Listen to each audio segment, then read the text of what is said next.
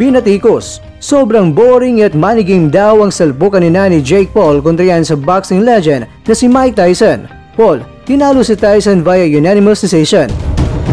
Sa bakbakan naman, nina Katie Taylor kontra yan kay Amanda Serrano. Panalo si Taylor at nadepensan niya ang kanyang mga titulo. Pero naging kontrobersyal ang naging desisyon ng mga hurado. Ito po galing mga kwento ang balitang ibabagi ko sa inyo. Kaya tara, kwentuhan na!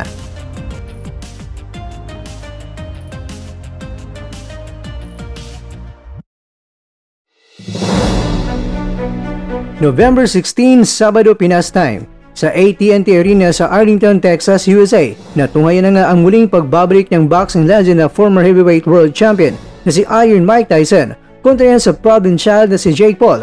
Ang bakbakan ng 58 anyos na lolo at apo naman na 27 anyos, tinalo ni Jake Paul si Mike Tyson sa isang unanimous decision sa isang 8-round heavyweight match. Iniskor ng tatlong judges ang laban para kay Paul, 80-72, 79-73 at 79-73. Ang laban na pinahintulutan ng Texas Department of Licensing and Regulation at ang pinaglabanan nila ay 2 minuto kada round at 8 rounds lahat ang salpukan. Ang parehong mga mandirigma ay nagsuot ng gloves na may bigat na 14 ounces sa halip na regular na 10 ounces na gloves para sa mga heavyweight fights. Si Tyson mga kwento ay 58 anyos at ang si Paul naman ay 27 anyos. Ang YouTuber na naging professional boxer, nakatagdang magharap sana silang dalawa noong July 20, ngunit ang laban ay pinagpaliban muna pagkatapos na nakatanggap itong si Mike Tyson ng medical na atensyon sa flight niya mula sa Miami patungo sa Los Angeles noong Mayo dahil sa isang ulcer flare-up. Si Tyson ngayon mga kwento ay may kartada na 57 wins at 7 losses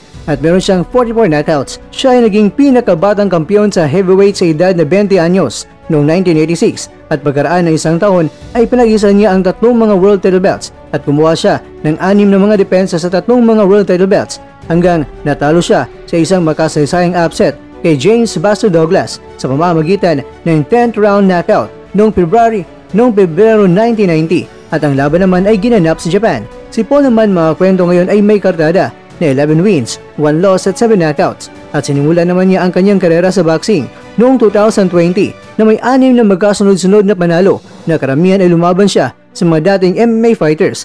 Ang tanging pagkatalo ni Paul ay kay Tommy Fury lamang noong February sa taong 2023, ngunit siya nanalo naman ng 4 na sunod-sunod na laban mula doon.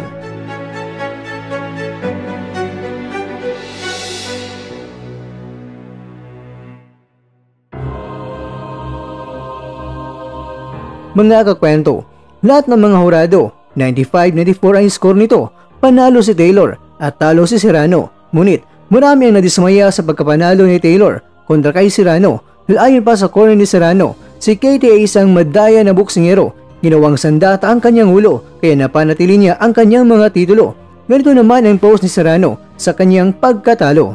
Ikaw kakwento, sang-ayon ka ba dito?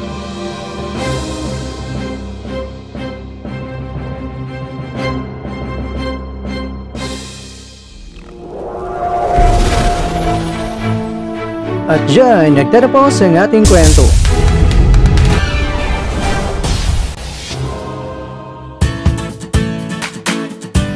Maraming salamat mga kakwento sa inyong panonood. Pero baka naman mga kakwento ay nagustuhan niyo po ang kwento natin ngayon.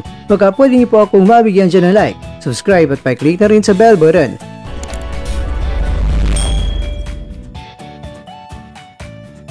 Pero bago tayo matapos mga kwento, syempre, shoutout po muna tayo dyan sa ating mga kakwento. Kay kakwentong Puff Wanil, kay kakwentong Noel de la Cruz, kay kakwentong Iron Jet, at kakwentong nanonood ngayon, shoutout siya dyan. Bueno, hanggang dito na po muna ang ating kwentuhan at abangan nyo na po ating susunod na video.